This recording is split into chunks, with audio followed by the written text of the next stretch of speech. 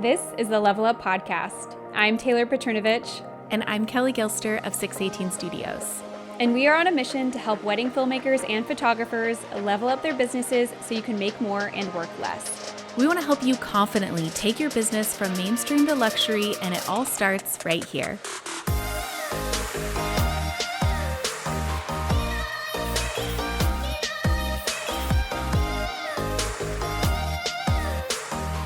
Well, hello, friends. Thank you so much for joining me for another conversation here on the Level Up Podcast. We are in mid-September, in the height of Taylor and I's wedding seasons, but we are happy to be here with you today. Taylor, how are you?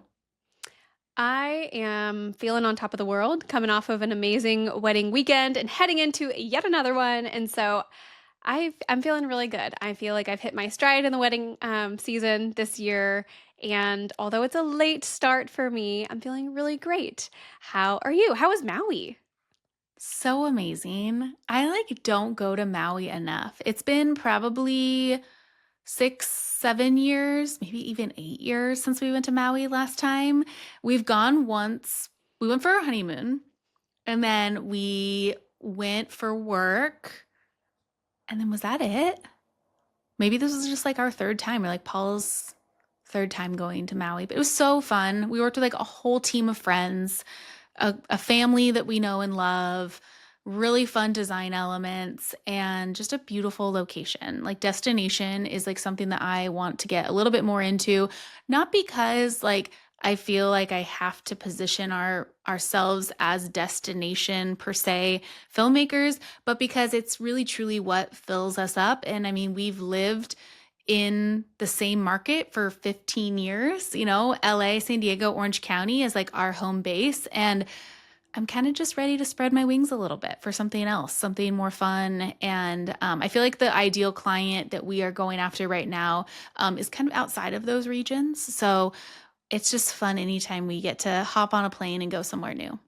Yeah, so fun. I love it. And I totally understand.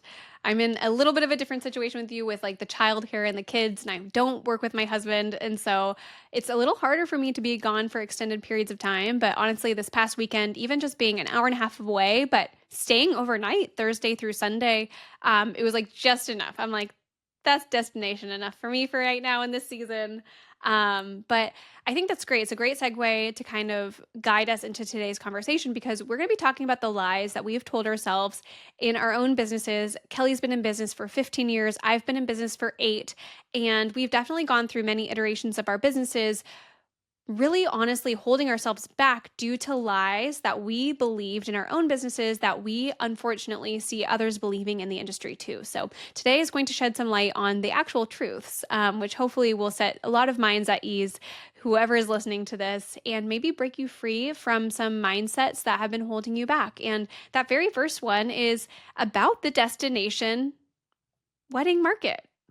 Yeah, I think that it can look so glamorous, right? If you've been looking at photographers and filmmakers who go and shoot all over the country, all over the world, it can really feel disheartening to feel like you're kind of stuck in your home base.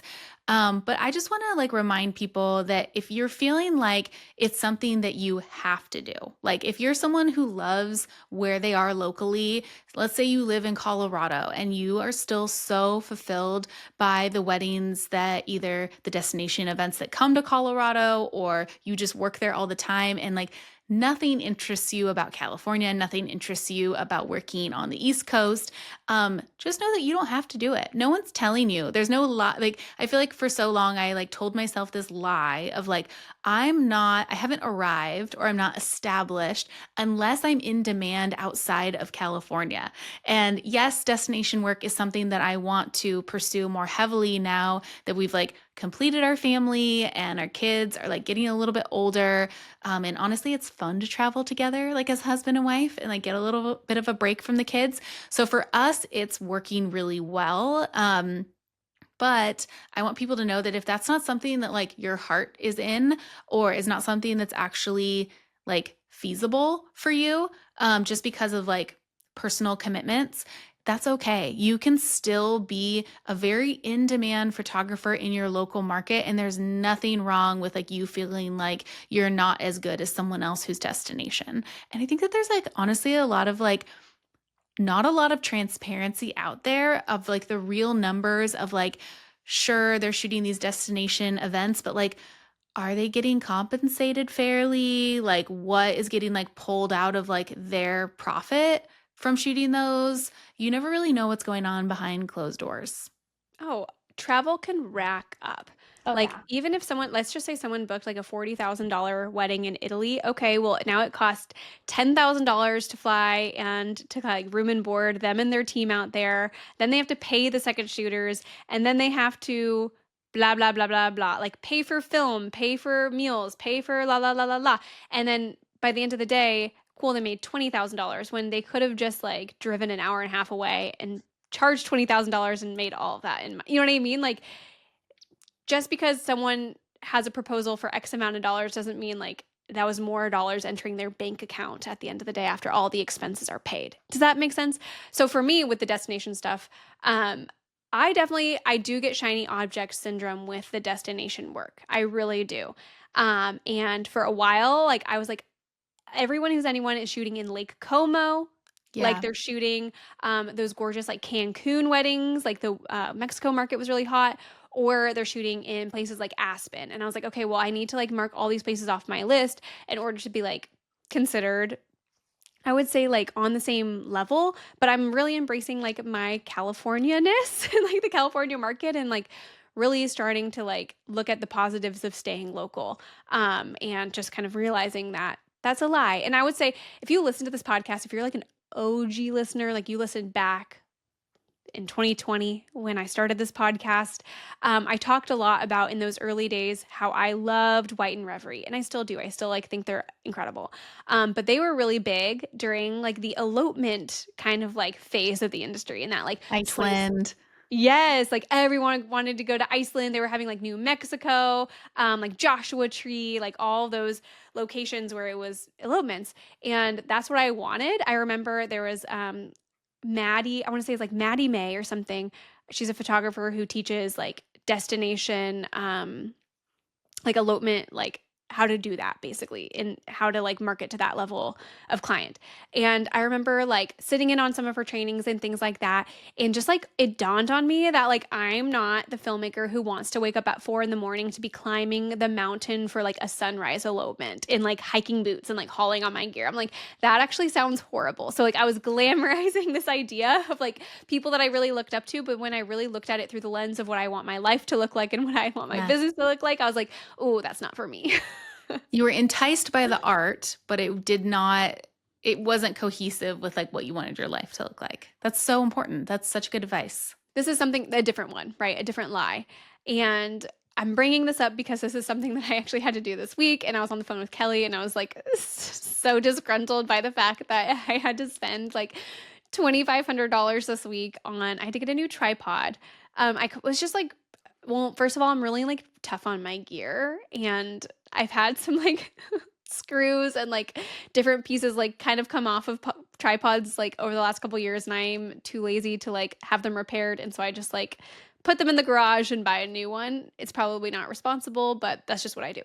Um and so I had to buy a new tripod and like a nice Manfrotto tripod with like the video head. I mean, that's like $650, $700. Like Yeah. and it that tripod is not going to like further my business. Like it's not like going to be directly responsible for getting like my next client. And so I was like so annoyed that I had to spend that money. And then I also bought new hard drives, some new like CFast cards. And like I shoot on like the 512 terabyte CFast cards, and those things are like $400 each. But it's just like those are just like costs of doing business in the wedding industry. You just have to buy those things. I needed more of them. I couldn't not do it.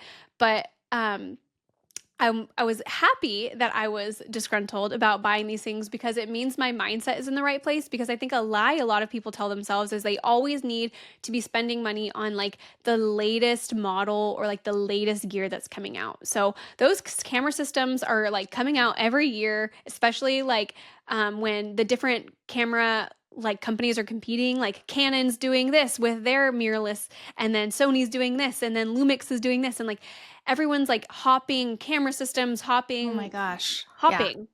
And like that adds up and that gets so expensive. And at the end of the day, Kelly and I both still shoot on her dinosaur Canon 1DX Mark IIs, which I bought because I was obsessed with Peter McKinnon in like Oh, 2017. I didn't know that he used that.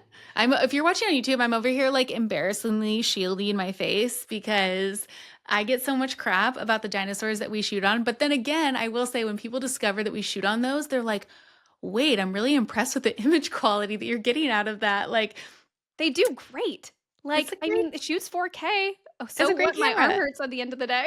It gets the job done. It books the good clients right now. Like, I don't And know. it's Like, a $6,500 camera body. Like, it's not like it's cheap. that's true. I forgot how much it costs at the time. But Yeah. yeah, you guys don't fall into the rat race of gear buying.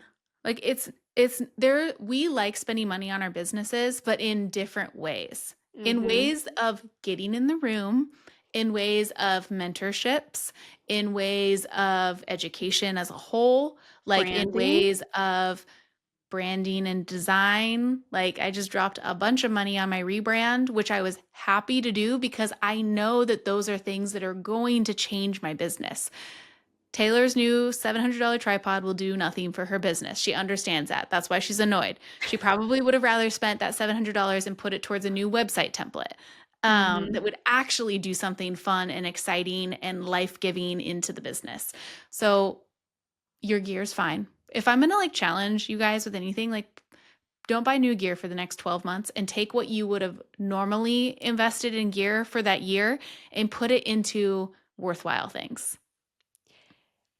Every investment you make in your business, like you should be able to kind of like trace a predictable ROI. So if you're going to spend, let's say $1,000, it should get you multiple thousands of dollars back as a result of investing in that thing. Otherwise, it's not an investment and it was just a random expense, similar to going to a restaurant. Like it's just poof, that money's gone and it meant nothing, honestly. And so that's like something that we really teach our mastermind students of like really being discerning of what we're spending money on. That can even look like which styled shoots are going to like result in like actually moving the needle, which ones are not, which relationships to pursue, which ones won't. And this is not we're not going to really talk about a mastermind program in this episode, so don't like you know hang out with us for a second. But things like our mastermind program, education is one of the best things that you can invest in your business because it's going to directly result in an ROI. So, for example, our mastermind program is $3,900.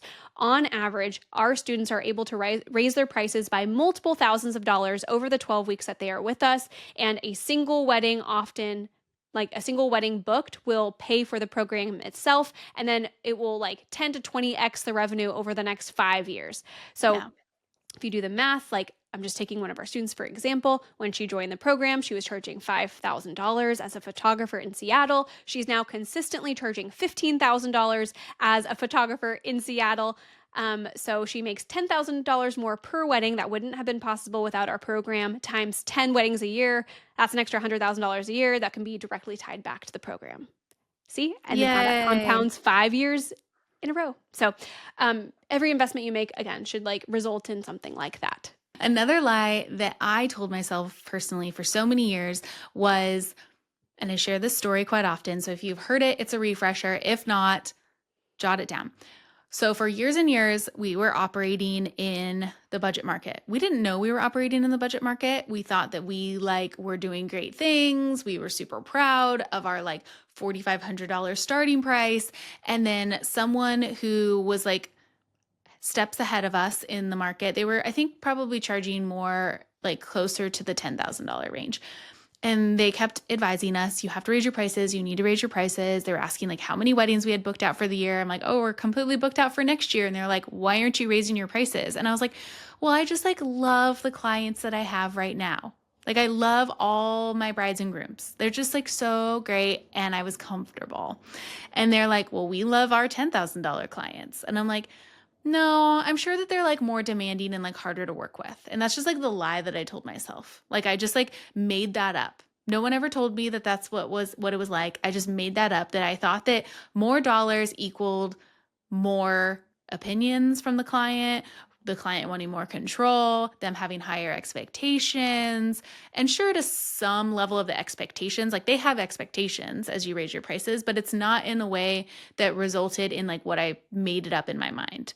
Um, I thought that they were going to be coming back with like multiple rounds of revisions and like all this stuff. Like I literally just made up this whole thing. Like if we booked a $10,000 client, that's what our experience would be with that client. And eventually we just kind of raised our prices slowly, slowly, slowly. We took like the slow process on the way up. And I got there and I realized we were booking 5-figure weddings, and the clients, while looking back at the clients that I loved, I'm like, oh my gosh, these clients are actually easier to work with. They actually trust me more. It's less heavy lifting before the wedding day. The weddings are easier to shoot because they're just more built out, and like they allow my artistry to shine more than just like that bare bones ballroom with no pipe and drapes and like all that stuff. And so like it was just like this beautiful juxtaposition of like something that I held myself back from because I was scared and told myself that lie. So if you're sitting here in September of 2025 and you are kind of continuing to tell yourself that lie, or you find yourself holding yourself back because you're unsure of what's ahead, and I think sometimes like new experience can scare us. And if you're feeling scared, just know you don't have to be scared, because I was so, so scared in those early years. And now here I am, with a starting rate of well into the 5 figures and doing weddings upwards of $25,000. And these clients have been a dream. Yeah. Yeah. I mean, the great thing about the high budget clients is the level of trust.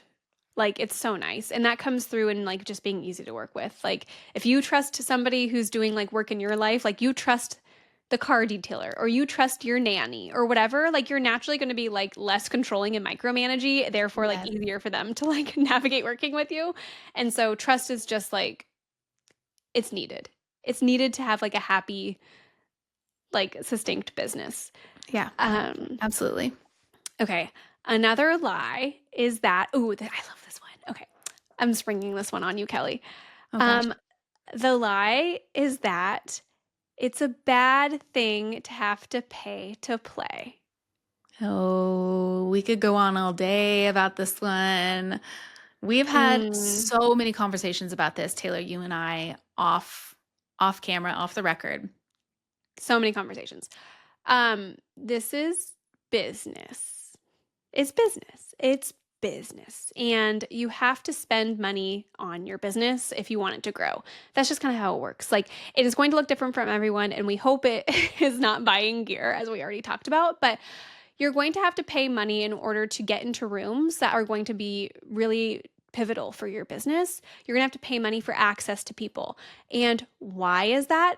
Because the people that you want access to are so incredibly busy because they are really high level, top performing people within the market. It's like expecting to take the CEO of like MasterCard or Visa out for coffee to pick their brain. They're never going to say yes. And wedding planners, photographers, whoever you're looking to network with, are never going to say yes to coffee to you for free for five, or like for $5 coffee, because their calendar is like dialed in down to 15-minute increments, and like their time is just so valuable they literally just can't. Like I'm sure they would love to, and if they had the luxury of like all the time in the world, I'm sure they're all such amazing people. I'm sure they would say yes if they could. But if they said yes to every single person that lands in their inbox or their DMs, then they would have no time to run their business.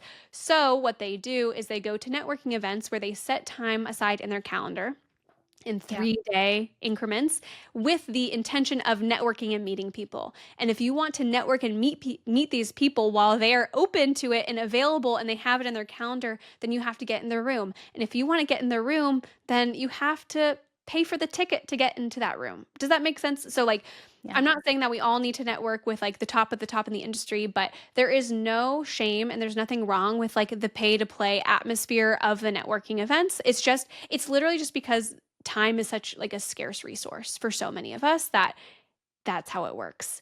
And the same could be said for like spending money on other things in your business, your branding suite. Like, would anyone ever like look down on someone who spent money on like a new designer or a new website? No. Would anyone look down on hiring just like a killer team for that wedding and shelling out a little bit extra to make sure your team is stacked? You got that drone operator, you have that third team member, like to make sure you delivered the best quality product for your client? No. So why would this investment like be scrutinized in a similar way? It just doesn't make sense to me. So I think that stems from like a scarcity mindset on some people's parts where maybe it's like a little bit of like jealousy and judgment because they're not in a position where like that's what they want to do for their business and it doesn't align with their goals. But there's nothing wrong with that part of the industry. There's just nothing wrong with it. And there has to be like an investment tied to it. Um, because there's only like so many like tickets and seats available, or else there'd be tens of thousands of people and it would be impossible to meet anyone in that like atmosphere. So Yeah, I love that those you are my said thoughts. that. It's such an interesting thing that like going to these networking events and purchasing these tickets are like looked down on in any way when it's business owners making calculated business moves because it's a business. It's not a charity. We didn't start this. I mean, like, sure, we like probably all love weddings. We love seeing people get married, being able to create these like heirloom pieces for them. Like, I love that. I love that. Guys, I am like filmmaker through and through. I went to film school. I enjoy every bit of that process. But I've had to learn over the years the long, hard way that there have been other people now that I've recognized that hopped onto this sooner and adopted this practice in valuing that in their business, like basically like their business plan before I did, that have now in turn now operating in higher levels of the market because I just didn't adopt that mindset. So like here we are sitting here in September, we're giving you like the freedom and the green light to be like, if this is something that you want to do, do it. If you have people around you that are like knocking on it and like kind of poo-pooing on the concept, like what are their goals? Do their goals align with your goals? Because if they don't align with your goals, then it's okay to just let those opinions fall by the wayside and you need to make a business plan that works for you. So, you're the product of like your five top best friends. Was that what it is? The 5 people you spend the most time with. Yeah. Yeah. And not to say that like you can't spend time with them. It's just the way in which you take in advice, absorb that advice on a business level probably isn't in alignment. And I've gone through that myself. And so I just want to like share that with those listeners that like it's okay for you to like break the norm of the circle around you in order to see the level of success that you honestly deserve. Yeah. Exactly. I think that yeah, I mean, you just hit the nail on the head. And also like be super scrutinizing of who you take advice from and like think if like their business and life looks how you want yours to look like, and if the answer is not like yeah I want exactly what they have, then they may not be the best person to take advice from. Right, because like what they would give you advice to do would result in getting to the point where they are. Does that make sense? So Yeah. anyway, there's nothing wrong with pay to play. Business costs money, and you can either spend money on ads, you can spend money on directories, you can spend money on whatever, and this is Here. just one way to spend money on your marketing. So it's fine. Okay, this is another one that I feel like is good. That the lie is that the purpose of Instagram is to go viral and build a really big following. I think that's a lie. I don't think that's actually what matters. I don't think that matters either.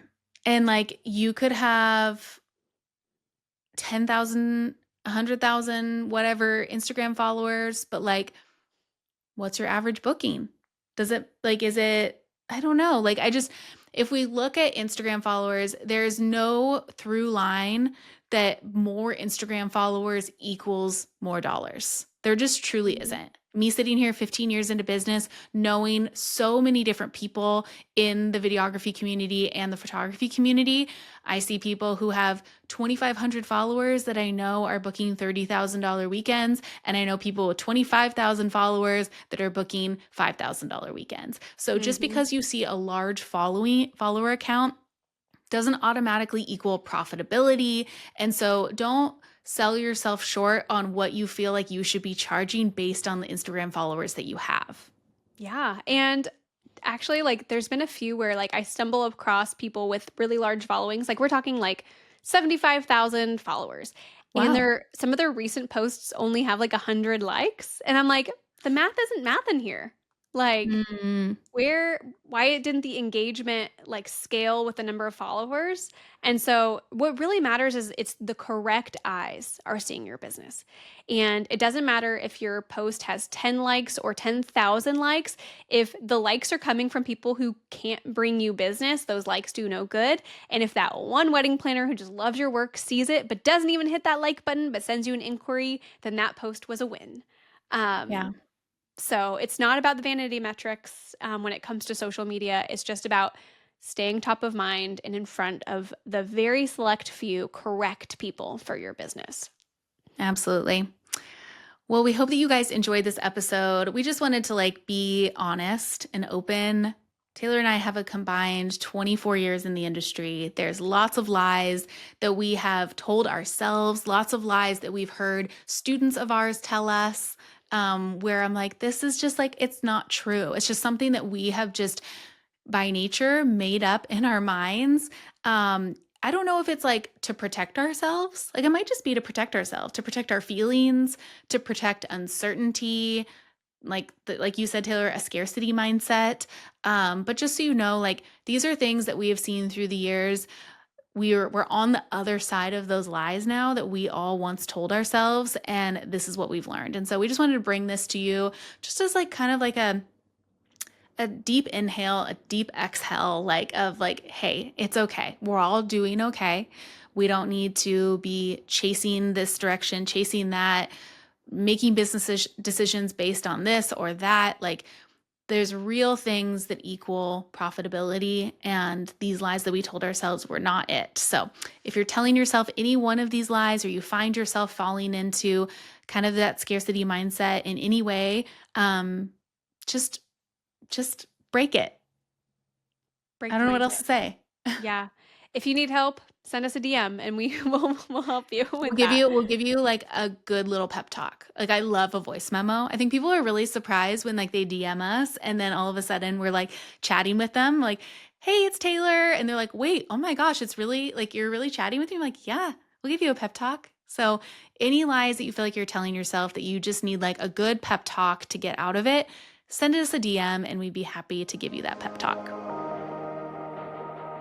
Thank you for joining us in today's conversation. Please help us reach more filmmakers and photographers like you by taking a screenshot and sharing it to social media. And don't forget to tag us at The Level Up Co. And join us again next week, same time, same place, as we continue to level up the industry together.